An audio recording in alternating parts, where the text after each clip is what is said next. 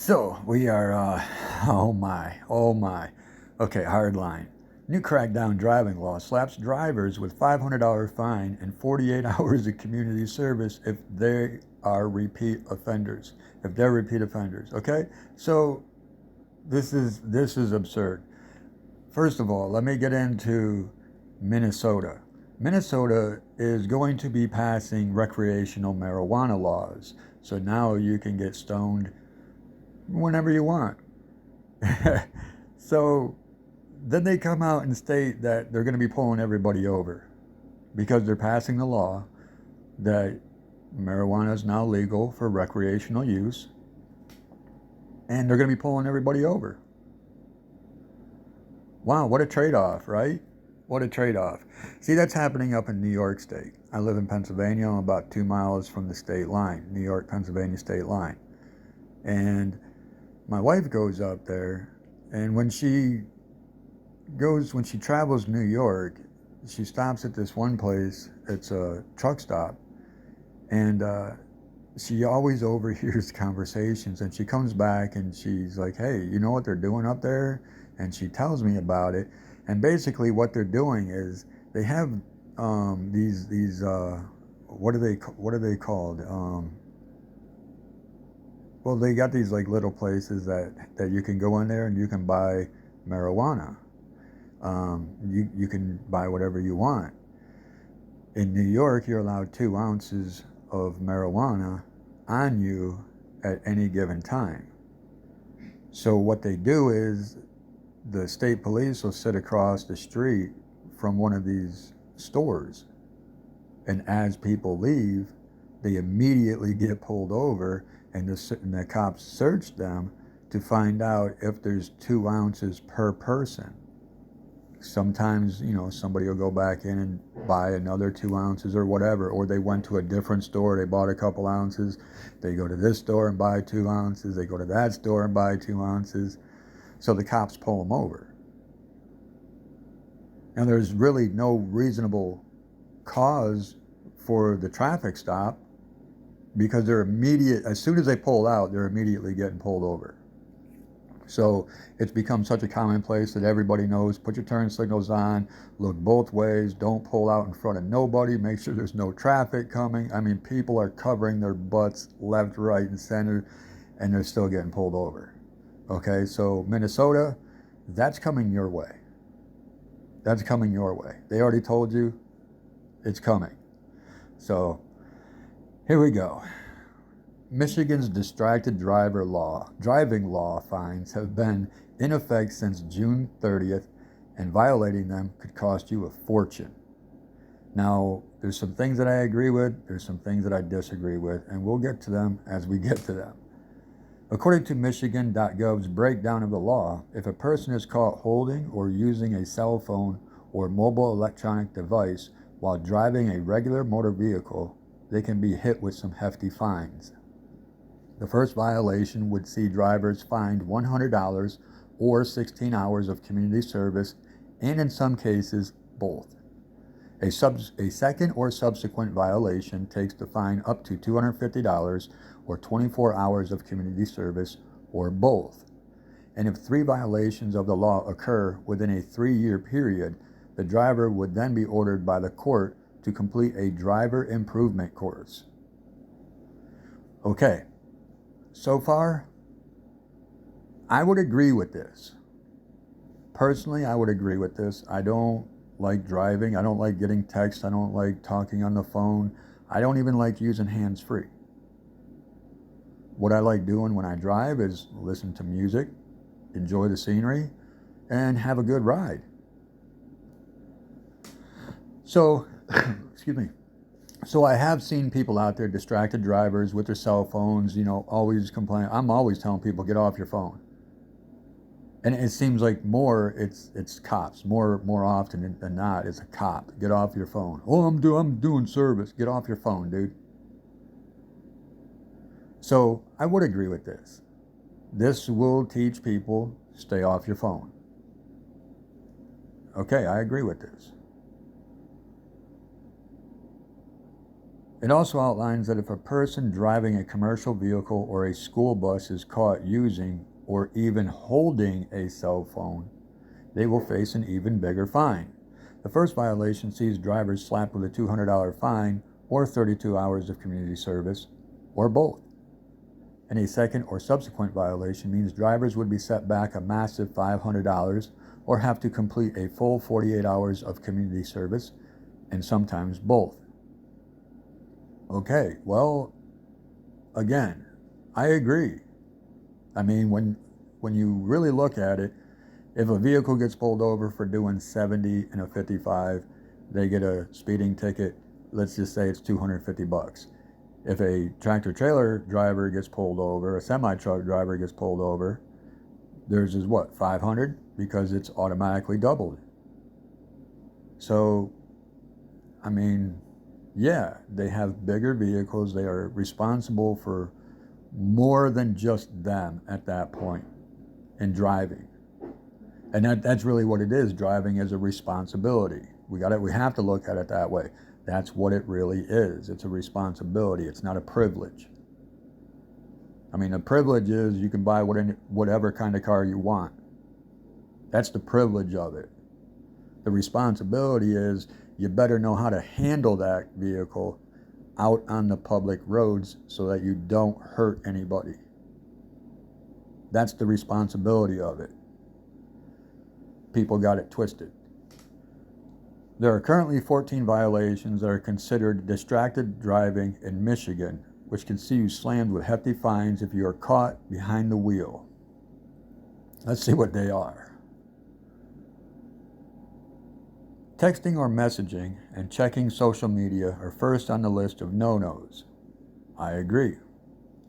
Talking on the phone, watching videos, and eating, drinking, or smoking are also on the list. Hold up. You mean I can't take a drink of coffee? I like to take a drink of coffee. What? Grooming, looking after children or pets, chatting with passengers, and searching or reaching for an item are all also listed as offenses under the distracted driving law. Wait, I can't talk to the person that's riding with me? This is going to be a boring trip.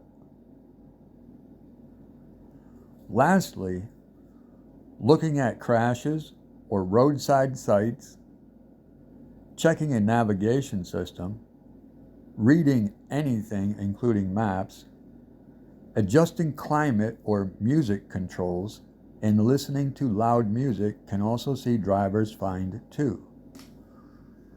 Excuse me again. So you're telling me reading anything, does that include street signs? Because that's like a roadside site. Directions are posted on the side of the road. So I can't read any of the signs. I can't look at anything on the side of the road. I can't check the navigation system to see if where my turn is, if I just missed it or whatnot. I don't know. I don't look at them anyway. I don't know what I don't know. Looking at a crash, so when I drive by the cop that is standing there, so when I slow down and move over, I can't look at the cop, I can't look at the crash, I can't look at nothing. I can get a ticket for that if the cop sees me looking at that crash. I can't talk to my passenger. I can't take a drink. I can't listen to my music. Dude,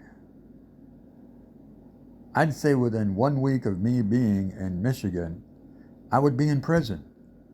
And I would owe a lot of money. This is absurd.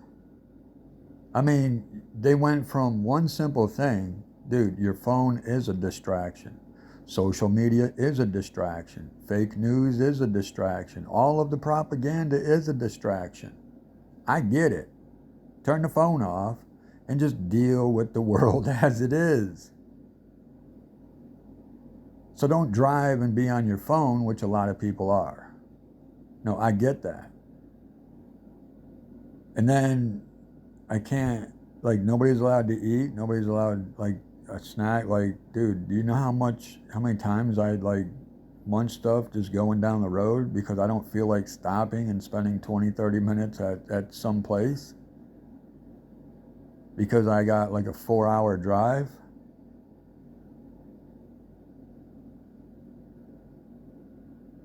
Can't talk to my passengers.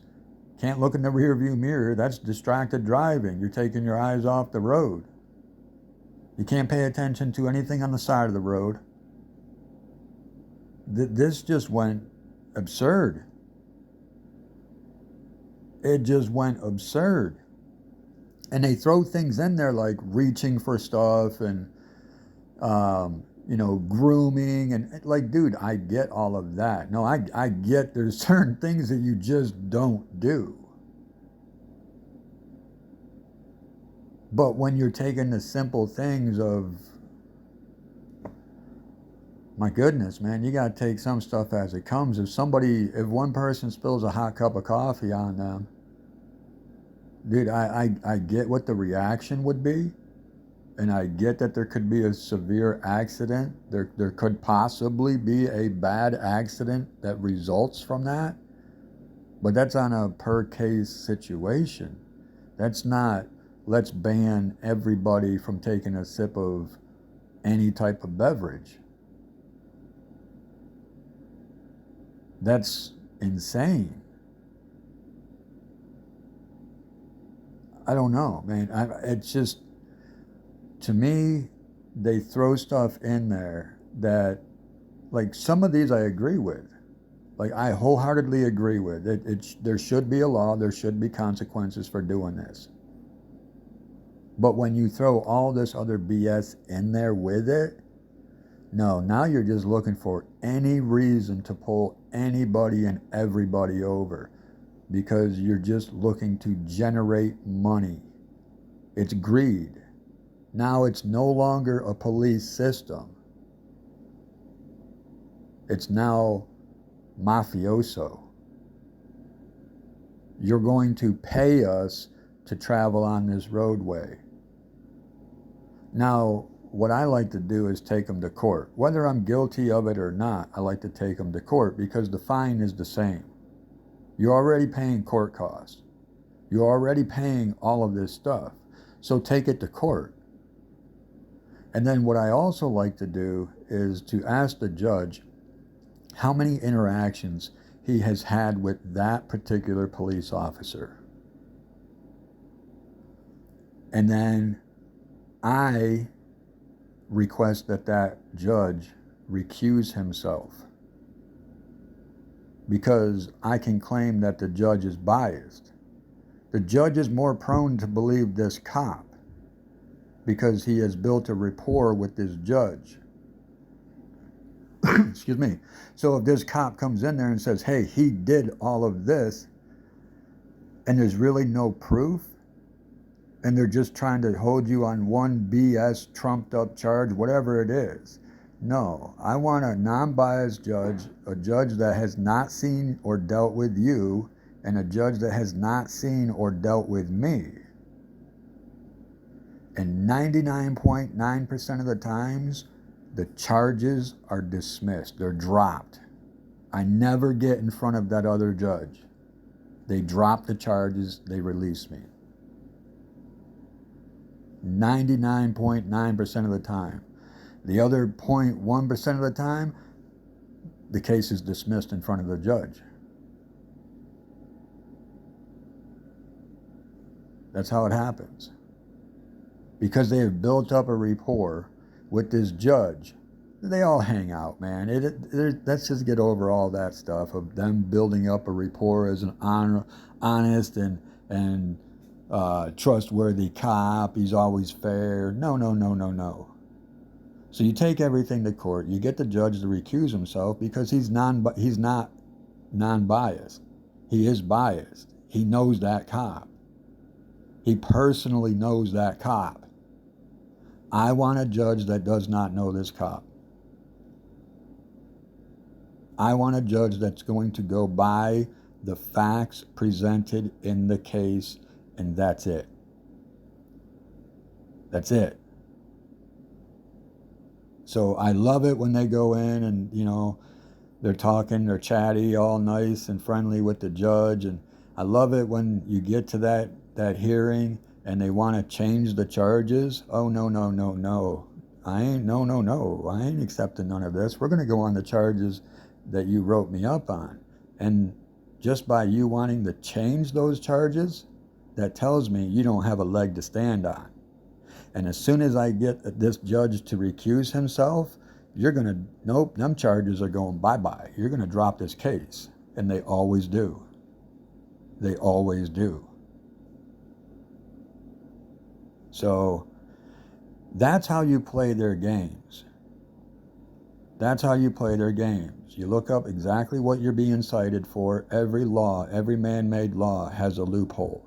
You have to find that loophole. So that's why you need to study these laws. And you don't have to study them all, just study the ones that you were charged with. Because they have to tell you exactly what law that you violated. Exactly. That's why they have to give you that code, that number, that statute, that law. They have to give it to you. They have to write it down on the ticket. They have to write it down on the police report.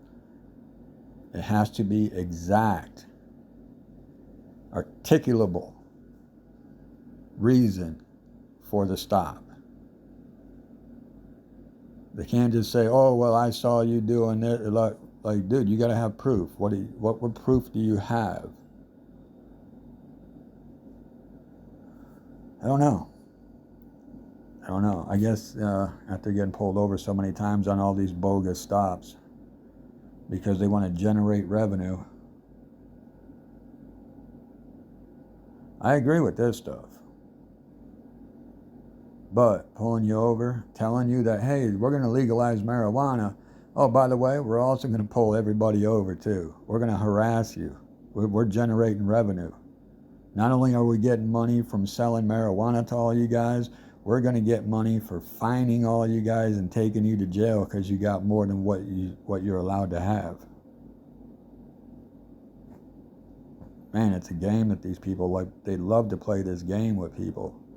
They love to play this game with people. I don't know, man.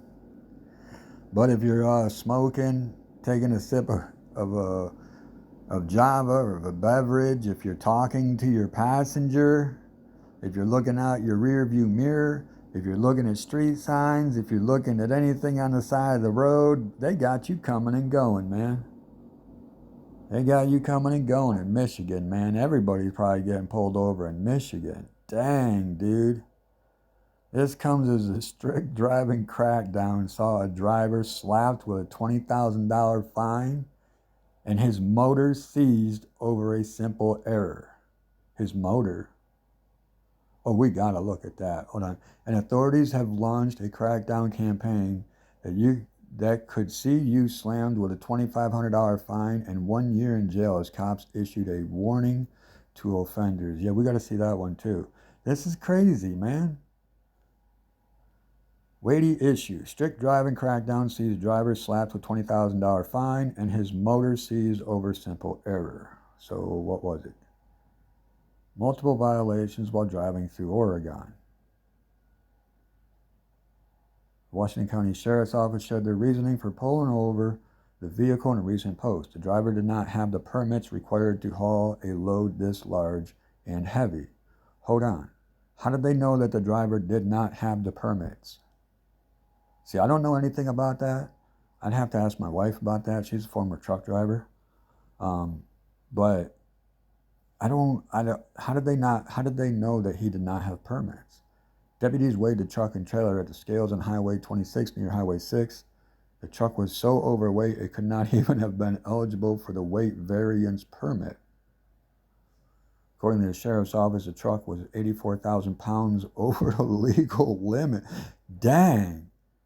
This is considered a serious safety concern, causing them to declare the truck out of service. Okay, now this is making sense. According to the Oregon Department of Transportation, trucks are legally allowed to have a gross weight of 80,000 pounds, which is 40 ton. The company had to be contacted to bring in a large trailer with more axles to help ease the weight of the truck. As a result of the issue with the loading truck, the company was forced to pay a $20,256 fine. The sheriff's office is known to work with Washington County Land and Transportation to enforce commercial motor vehicle issues. According to Ram law, having a heavy commercial truck can cause serious issues for the driver and those around them. Too much weight has been known to wear down brakes, make it difficult to steer, and has the potential to create terrible truck accidents. Washington County is not the only place where drivers can face massive fines. Okay, in Ontario, Canada, drivers are caught going past the speed limit can be fined up to $10,000 for a driving stunt. Okay, so that goes with the speed limit. But okay, now that makes sense. I mean, I do know about the weigh stations and stuff like that. So that truck is way overweight. No, that makes sense. He was 84,000 pounds over the limit, and it's an 80,000 pound limit. What did he have on there? How much does that thing weigh? Oh my goodness. So that's a 42 ton piece of equipment? Dang. Dang. Lay down the law. New crackdown driving law could see you slap a $2,500 fine, a year in jail, as cops issue warning to offenders. Police in Vienna, Virginia launched a campaign this summer that enhances traffic safety laws, especially those governing stop signs. New law focuses on stop sign law offenders because of a noticeable increase in such violations. We have taken the initiative to address the repeated violations that have been reported by both residents and Town of Vienna staff members. VPD Public Information Officer Juan Vasquez told local news outlet Tyson's Reporter. Sounds like a YouTube channel. Running a stop sign will now see drivers who roll through or ignore stop signs under certain circumstances charged with reckless driving. Virginia law defines reckless driving as anyone who drives a vehicle in a manner so as to endanger the life, limb, or property of any person, which includes failure to yield the right of way. What? If there's no person there, I would fight that in court. If there's nobody in the crosswalk, if there's nobody around, and you are doing 1 to 3 miles an hour? I mean, 3 miles an hour, you're kind of rolling through, you know, that's a fast roll through. 1, maybe 2 miles an hour. I'm more apt to say 1 mile an hour, which is what we call the California roll. That's literally what we call it on the East Coast. It's the California roll. You just kind of don't stop, but you slow down enough that if you have to stop, if you see a cop, you have time to stop, type of thing. So that's not going to endanger the life of anyone when you're doing 1 mile an hour. 1 mile an hour. 1 mile an hour is not endangering the life of anybody.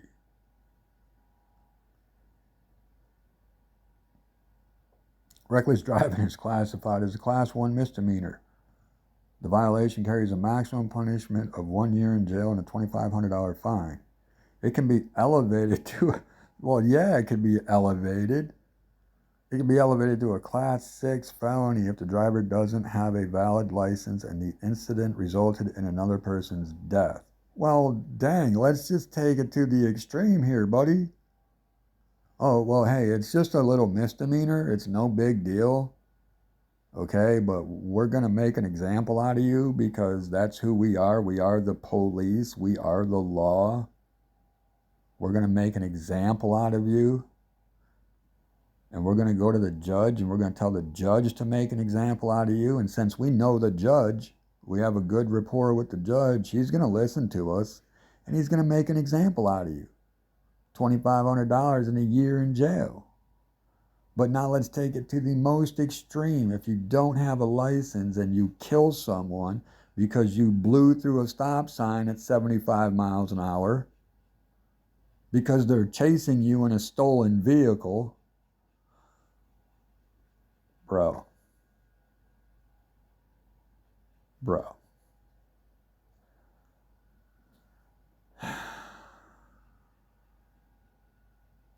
Don't talk to nobody in your car. As a matter of fact, just have nothing in your car. Go buy a brand new car and only put your insurance and registration in the car. That's it. Tell them you want radio delete. You don't want the sat nav. You don't want the moonroof. You don't want... can you hit the power windows, or is it better to have power windows or manual windows? Which one is less distracting? Probably the power windows, because a lot of them have both passenger and driver side automatic down and automatic up now. So that would probably be easier. But then again, it's in a new car and everybody knows a new car, you got to kind of look for stuff, but you can't look for nothing. Are we allowed to use the turn signals? I mean, that's the law. We got to use the turn signals. So, like, are we allowed to, like, kind of move our hands on the... Look, what are we allowed to do? Now that they want to make everything about driving illegal, just so they can pull you over and fine you. I don't get it. I don't get it. Look at what Texas is doing. Look at what Texas is doing, real quick. They're charging you $400. If you have an electric vehicle, they're charging you $400 upfront fee. Bam, pay me $400. And then this time every year, you got to pay me another $200. Well, why do we have to do that? Just because we own an electric vehicle? That doesn't seem right. And then Texas says, well, you no longer buy gas, and we're losing money from the sales, from the taxes that we impose on this gas. And since you're no longer buying gas, we're not making the money from you, but we're still going to force you to pay us for the gas tax that we're losing. Now, check this out.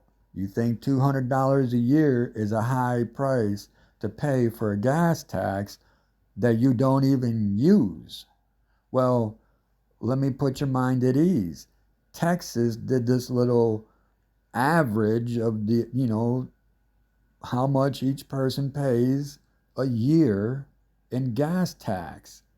And Texas says each person on average pays $130 a year in gas tax. So all of the electric vehicle owners, they got to pay $200 a year in gas tax. And they don't even use gas.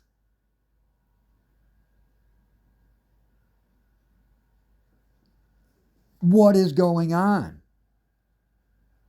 What is going on? How come nobody's fighting this? Electric vehicle owners have to pay $200 a year in gas taxes when the average... Excuse me, when the average person is only paying $130, a Tesla owner has to pay $70 more in gas tax, and they don't even use gas. That's absurd. That's absurd. That's a corrupt government if I have ever seen one. That is corruption beyond corruption. We're losing money because you switched to electric. So now we're going to make you pay it regardless. That's insane.